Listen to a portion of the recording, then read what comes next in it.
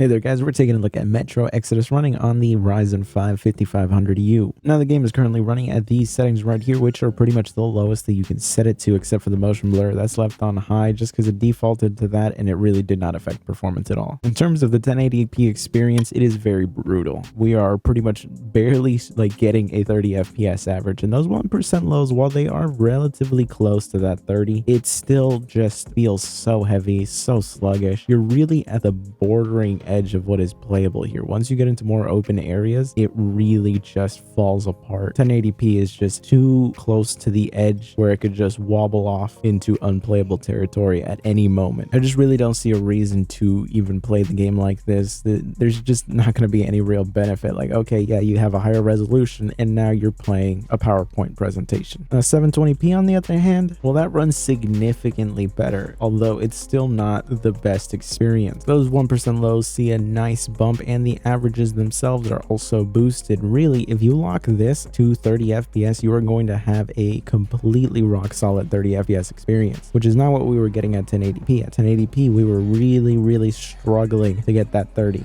Even in the more open areas of the game, 720p is able to keep a pretty consistent FPS. We're still not going to be dipping very much under 30 FPS. So if you're willing to play this at 720p 30, you are going to get a very rock solid experience. But this does have me very worried to see how the i5 is going to handle this, because if this is barely playable on the Ryzen 7, I can't imagine on the i5 it's going to be a great experience. But anyways, I hope you found this video useful. If you did, be sure to subscribe, and I will see you guys next time.